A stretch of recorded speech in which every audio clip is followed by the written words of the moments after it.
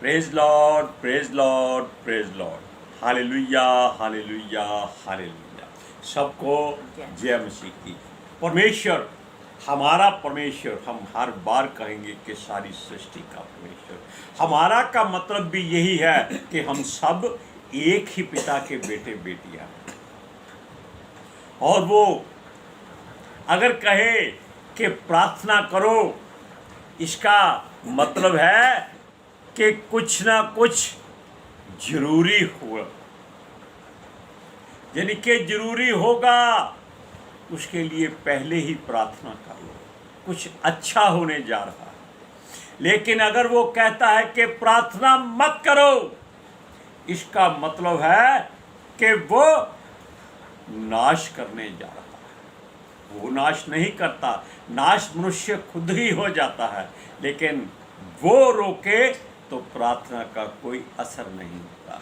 आज के सुसमाचार के लिए परमेश्वर की बेटी प्रार्थना करेगी। सबको जय मसीह। परमेश्वर आप सबके साथ है और आप सबसे बहुत प्रेम करता है। Hallelujah, hallelujah. महान परमेश्वर, सर्वशक्तिमान ईश्वर, जमीन आसमान दे मालिक ते खालिक, तुहाडा धन्नवाद, तुहाडा शुक्र करदे स्वामी अज दे सुंदर दिन लई, सुंदर समय लई, सुंदर सुबह लई पिता जी, जो साडियां जिंदगियां च बख्शी प्रभु, खुशियां ते आनंद दा दिन बख्शिया, तंदुरुस्ती दित्ती पिता जी, और अपने कदमां च बैठण लई अपना फजल बख्शिया प्रभु। ये सब तुहाडी दया, तुहाडी किरपा है मेरे पिता परमेश्वर, क्योंकि जिंदा ते तुहाडा धन्नवाद करदे हां स्वामी, क्योंकि मिट्टी तुहाडा धन्नवाद नहीं कर सकती। तुसीं मुबारक, असीं तुहाडे मुबारक बच्चे हां मेरे खुदा। ये सब तुहाडी दया, तुहाडी किरपा प्रभु। तुहाडी बेटी हिरदे तो तुहाडा धन्नवाद, तुहाडा शुक्र करदी स्वामी। सचमुच खुदा जो सेवा बख्शी प्रभु, बचन देंदे प्रचार करना, उस लिए भी तुहाडा धन्नवाद, तुहाडा शुक्र करते हैं।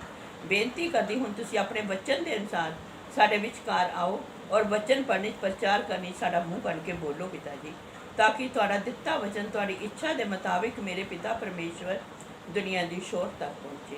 तुहाडा धन्नवाद, तुहाडा शुक्र करते हैं प्रार्थना सुनने लई। प्रार्थना प्रभु यीशु के समर्थी ते पवित्र नाम च मांगते हैं, आमीन, आमीन। इस बात को जरा गौर करके ध्यान से समझने की कोशिश कीजिएगा कि परमेश्वर क्या कहना चाहता है, क्यों कहना चाहता है, किसके लिए कहना चाहता है। Hallelujah, praise Lord. सुनिए, जो वो करता है, यानी कि परमेश्वर अगर उसके दास उस बात को सच्चाई से लोगों तक पहुंचा दे तो परमेश्वर कभी क्रोधित नहीं होता। लेकिन अगर उसकी सच्चाई को छुपाकर या इधर उधर बढ़ा चढ़ाकर बात करते हैं तो परमेश्वर क्रोधित हो जाता है। हालेलुया। और उसका क्रोध आप जानते हैं कि एक ऐसी आग और जल जलाहट होती है जो कुछ भी नाश कर सकती है। उसके क्रोध को बढ़ने मत दो। अब सुनिए,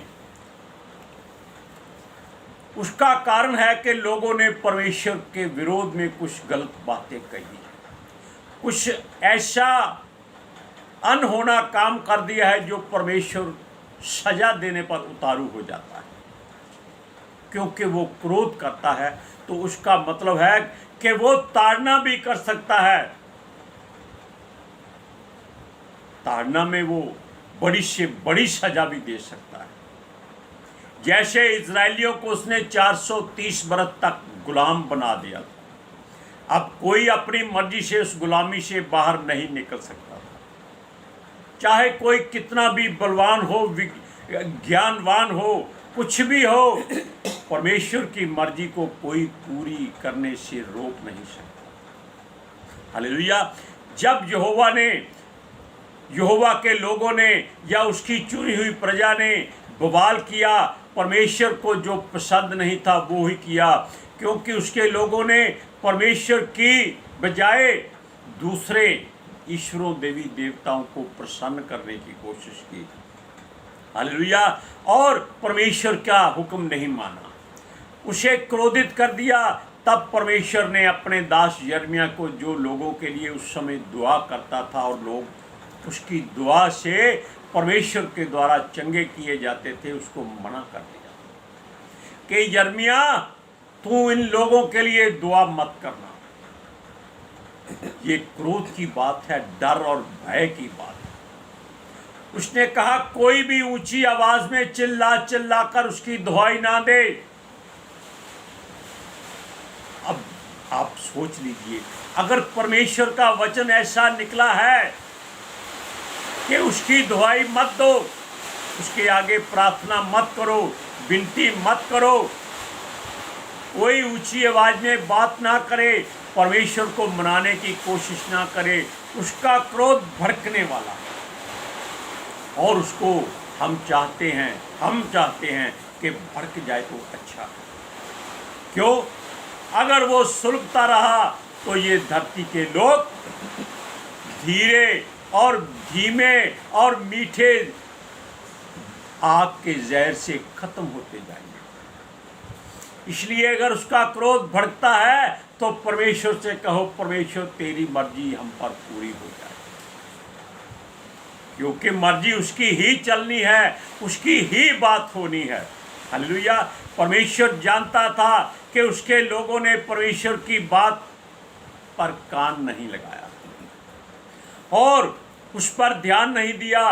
ढीठ बनकर, आंखें मूंद कर, कानों पर हाथ रखकर, जैसे कोई बच्चा जिद करता है या कोई स्त्री जिद करती है या कोई राजा हठ करता है, ऐसी बातें उसके लोगों ने उसके विरोध में कर दी थी।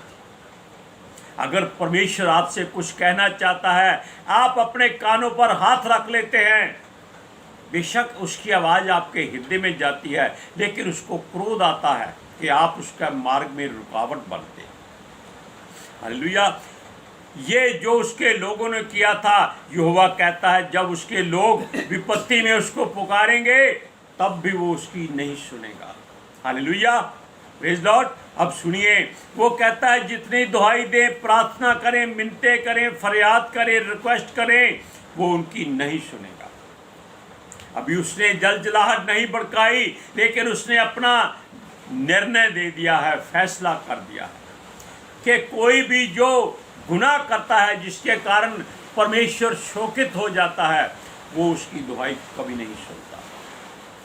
तब इंसान दलदल में, कीचड़ में, बुराइयों में, पाप में धंसा हुआ ऐसा मर जाता है कि उसको बचाने वाला कोई वैद्य, डॉक्टर भी उसकी सहायता नहीं कर सकता। हालेलुया। अब सुनिए, क्योंकि वो जानता है कि उसकी प्रिया, यानी कि जो उसकी प्रिया जाति, कौम, उसकी चुने हुए लोग, उन्होंने व्यभिचार किया है। व्यभिचार का मतलब है कि उन्होंने दूसरे ईश्वरों को, परमेश्वरों को, प्रभुओं को, देवताओं को प्रसन्न करने की कोशिश की है। हर गंदगी, हर गंदी बात, हर बुराई से, हर चढ़ावे से, हर बलिदान से, हर हाथ उठाकर प्रार्थना करने से परमेश्वर की बजाय उसके साथ व्यभिचार किया है, और ये परमेश्वर को पसंद नहीं है। हालेलुया। और अपने आसपास की सब जातियों में मिलकर सारे बुरे काम किया है, जिसे परमेश्वर क्या कहता है, अनसुना करने बजा। वो चाहता है कि इसकी कोई बात सुनी नहीं जाएगी। हालेलुया। वो कहता है इन्होंने अपने कुकर्म में, अपनी उत्तमता में सारी शुद्धता को बर्बाद कर दिया। हालेलुया। उसने उत्तम जाति बनाया था, लेकिन उन्होंने सब कुछ खत्म कर दिया। अब देखिए, वो कहता है इन्होंने अपनी जाति ही खो दी है, क्योंकि दूसरी स्त्रियों से ब्याह करके अपनी कौम को बदल दिया है।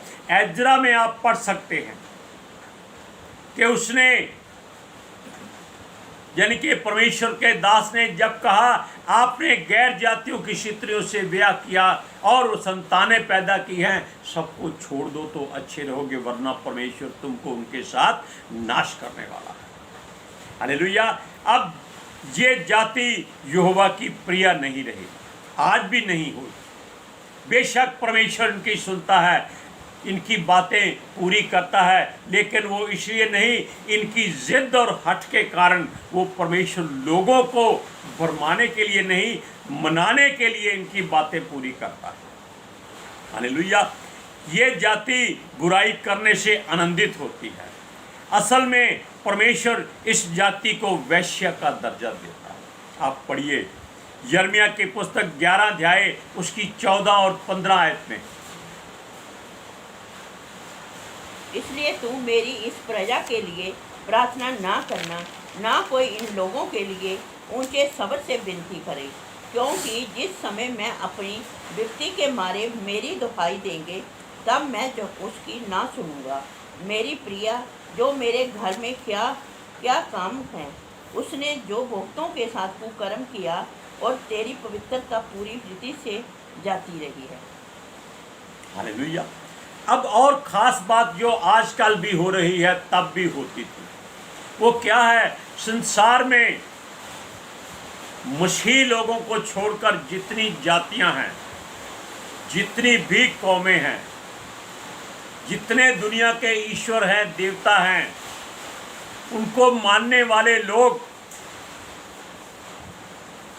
वो इन लोगों को परबस यानी कि जबरदस्ती अपने ईश्वरों के आगे झुकाने की कोशिश करते हैं। वो कहते हैं कुछ भी हो जाए, इनका यीशु बेकार है, जो अपने आप को नहीं छुड़ा सका वो किसी काम का नहीं है। यहोवा परमेश्वर कोई परमेश्वर नहीं है, उनके देवता ईश्वर हैं, उन्होंने सारा कुछ बनाया है। वो कहते हैं कि ये लोग गलत हैं क्योंकि ये उनके साथ मिलकर बुरे काम नहीं करते, वो पराये धन को अपना नहीं कहते, अशुद्ध बातें नहीं करते, अपवित्रता की बातें नहीं करते, या उनके साथ बुरे कामों में, घृणित कामों में सहायक क्यों नहीं होते। ये बलिदान दुष्ट आत्माओं को क्यों नहीं चढ़ाते, ये उनका हिस्सा क्यों नहीं खाते, जो बलिदान वो अपने ईश्वरों देवताओं को चढ़ाते। मसीह लोग नहीं खाते क्योंकि परमेश्वर ने मना किया। परमेश्वर का कहना अटल है, इन लोगों का कहना शटल है। शटल का मतलब है कभी खोला कभी बंद कर दिया। हालेलुया।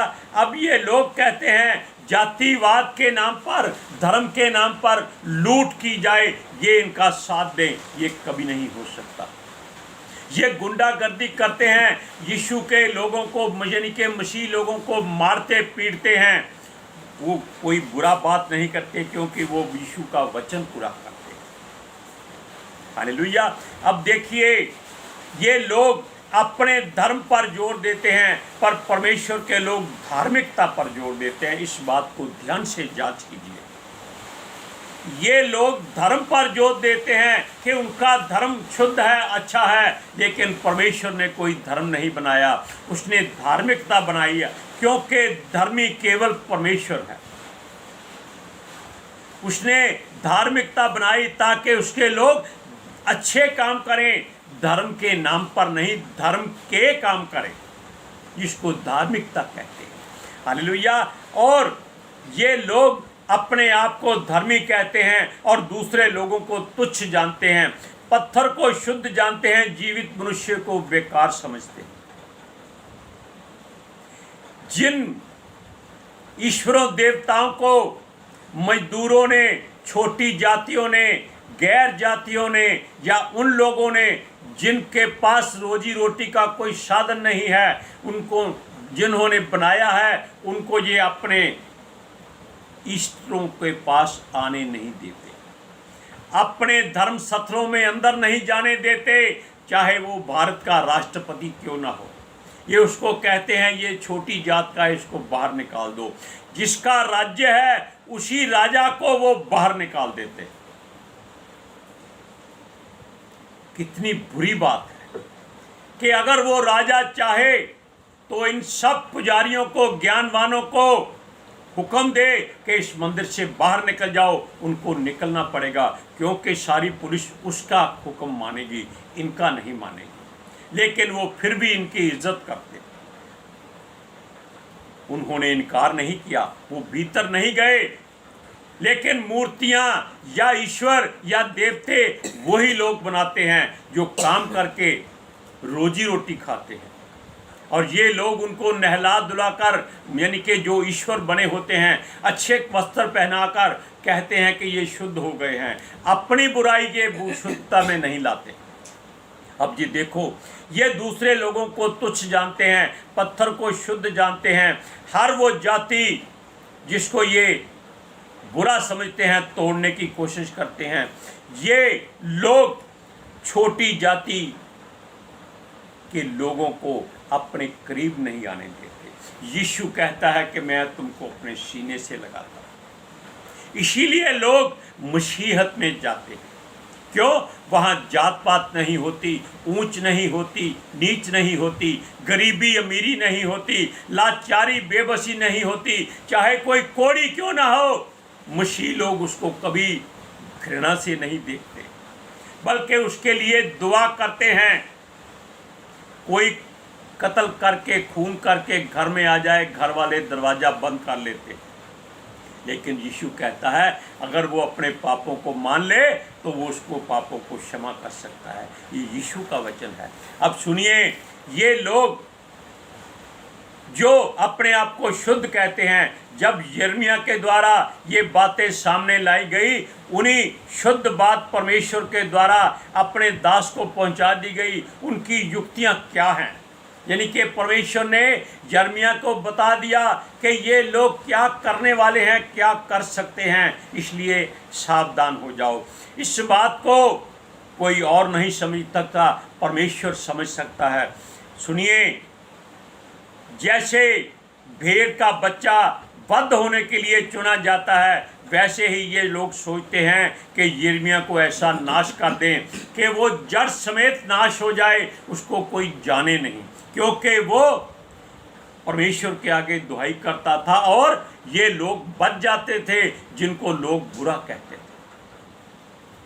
अब सुनिए, वो कहते हैं यिर्मयाह को नाश कर दो। ये परमेश्वर ने यिर्मयाह को पहले बता दिया, हमने भी बताया था, हमको परमेश्वर ने पहले इतला कर दी थी कि चिंता मत करो। सुनिए, वो चाहते थे ये खत्म हो जाए ताकि ये दुआ ना करे और लोग ना बचें और उनका व्यापार चलता रहे। पढ़िए वचन, यिर्मयाह की पुस्तक 11 अध्याय उसकी 18 से 19 आयत तक।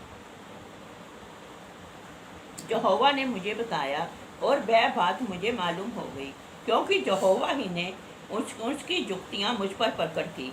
मैं तो वध होने वाले भेड़ के बच्चे के समान अनजान था। मैं ना जानता था कि वह लोग मेरी हानि की युक्तियाँ ये कहकर करते हैं, जाओ हम फल समेत इस वृक्ष को उखाड़ दें और जीवतों के बीच में से काट डालें, तब इसका नाम तक फिर समृद्ध ना रहेगा। जब यीशु नहीं था, यानी कि मनुष्य के रूप में आया नहीं था, तब लोग यहोवा के नाम से हर काम करते थे कि यहोवा परमेश्वर के नाम से चंगे हो जाओ, यहोवा परमेश्वर आपको आशीष दे, बरकत दे। और उसके बाद जब यीशु आया तो परमेश्वर ने उसके नाम को अधिकार दे दिया। परमेश्वर ने अपने वचन में कहा है कि वो अपने बड़े नाम से ज़्यादा अपने वचन को महत्व देता है, और यीशु मसीह उसका वचन था। तब लोग यीशु के नाम से हर बात करते हैं, हर काम करते हैं, यहाँ तक कि वो मुर्दे को भी यीशु के नाम से जिला सकते हैं। वो कुछ नहीं करते, यीशु का नाम उसको जीवित करता है, लेकिन तब करता है जब यीशु चाहता है। अब देखिए, वो चाहते थे कि ये लोग यहोवा के नाम से कोई काम ना करें। हालेलुया। असल बात भी ये सत्य है, क्योंकि संसार की सारी आबादी में 1/4 हिस्सा, यानी कि चौथा हिस्सा परमेश्वर के लोग बस चुके हैं और वो परमेश्वर के काम करते हैं। बाकी 3 गुना लोग जो हैं, यानी कि 3 हिस्से लोग हैं, वो यीशु को नहीं मानते, लेकिन वो फिर भी उससे डरते हैं, घबराते हैं। यीशु का नाम फुसफुसाहट में ले लिया जाए तो दुष्ट आत्माएं थरथराने लगती हैं। तो मनुष्य क्या चीज़ है? अब सुनिए, ये तीन हिस्से इस क्रिश्चियन जाति को, मसीह जाति को ख़त्म करना चाहते हैं, जैसे यर्मिया को नाश करना चाहते थे। लेकिन परमेश्वर हर वो बात अपने लोगों को पहले बता देता है कि ये डंडा लेकर आ रहे हैं, या तलवार लेकर आ रहे हैं, या पिस्तौल लेकर आ रहे हैं, या जहर लेकर आ रहे हैं। परमेश्वर अपने लोगों को सावधान कर देता है, और ये बात इनके ईश्वर देवता नहीं कर सकते। हालेलुया। ये केवल धन कमाने के लिए सारा काम करते हैं, सारी सेवा करते हैं, दूसरे मुल्कों में जाते हैं जहां केवल यीशु मसीह का नाम लिया जाता है। वहां जाने के लिए सब कुछ दांव पर लगाते हैं, लेकिन उनके लोगों को यहां पर ये जीने नहीं देते। हालेलुया। सुनिए, ये अपनी जन्मभूमि को इज्जत देते हैं कि हिंदुस्तान हमारा सबसे अच्छा है, फिर बाहर क्यों जाते हैं? क्या करने जाते हैं? वीजे लगवाते हैं, मसीह लोगों से बोलते हैं हमारे लिए प्रार्थना करो। जब वीज़ा लग जाता है तो उसी मसीह को ये जूतों से मारते हैं। अब उस वचन को पढ़िए जो यर्मिया और परमेश्वर के बीच में बात हुई। यर्मिया की पुस्तक 11 अध्याय उसका 21वां वचन। इसलिए यहोवा ने मुझसे कहा, अनातोत के लोग जो तेरे प्राण के खोजी हैं, और वह कहते हैं कि तू यहोवा का नाम लेकर भविष्यवाणी ना कर, नहीं तो हमारे हाथों से मरेगा। देखा, ये लोग ऐसा करते हैं, ये वचन में लिखा हुआ है, हमारी तरफ से कुछ नहीं। इसलिए अपने परमेश्वर यहोवा पर भरोसा रखें, यीशु पर विश्वास करें, और पितर आत्मा जी का साथ हमेशा महसूस करें। स्वर्गदूतों के पहरे में रहें, आपका कोई कुछ नहीं बिगाड़ सकेगा। अगर आप मर भी जाएं, ये लोग मार दें, परमेश्वर के पवित्र शास्त्र का वचन पूरा होगा। उसके लिए दुआ मत करें, घमंड मत करें। आज के सुसमाचार के लिए परमेश्वर की बेटी प्रार्थना करेगी। Hallelujah. Thank you Jesus, thank you Lord, thank you पितर आत्मा जी। ਤੁਹਾਡਾ ਧੰਨਵਾਦ, ਤੁਹਾਡਾ ਸ਼ੁਕਰ ਕਰਦੇ ਸਵਾਮੀ, ਸਾਡੇ ਵਿਚਕਾਰ ਆਉਣ ਲਈ, ਬਚਨ ਪੜ੍ਹਨੇ 'ਚ, ਪ੍ਰਚਾਰ ਕਰਨੇ 'ਚ, ਸਾਡਾ ਮੂੰਹ ਬਣ ਕੇ ਬੋਲਣ ਲਈ ਪਿਤਾ ਜੀ, ਤੁਹਾਡੀ ਬੇਟੀ ਹਿਰਦੇ ਤੋਂ ਤੁਹਾਡਾ ਧੰਨਵਾਦ, ਤੁਹਾਡਾ ਸ਼ੁਕਰ ਕਰਦੀ ਸਵਾਮੀ। ਸੱਚਮੁੱਚ ਖੁਦਾ ਤੁਹਾਡਾ ਦਿੱਤਾ ਵਚਨ ਤੁਹਾਡੀ ਇੱਛਾ ਦੇ ਮੁਤਾबिक ਮੇਰੇ ਪਿਤਾ ਪਰਮੇਸ਼ਵਰ ਦੁਨੀਆ ਦੀ ਸ਼ੋਰ ਤੱਕ ਪਹੁੰਚੇ। ਲੋਕ ਸੁਣਨ, ਉਸ ਸੱਚਾਈ ਨੂੰ ਜਾਣਨ, ਉਹ ਸੱਚਾਈ ਉਹਨਾਂ ਨੂੰ ਆਜ਼ਾਦ ਕਰੇ। ਮੈਂ ਤੁਹਾਡਾ ਧੰਨਵਾਦ, ਤੁਹਾਡਾ ਸ਼ੁਕਰ ਕਰਦੀ ਹਾਂ ਸਵਾਮੀ, ਔਰ ਤੁਹਾਡੇ ਬੱਚੇ, ਤੁਹਾਡੀ ਸਾਰੀ ਪ੍ਰਜਾ हमेशा ਤੁਹਾਡੀ शांति और ਤੁਹਾਡੇ अनुग्रह ਵਿੱਚ बने रहें। आमीन। आमीन।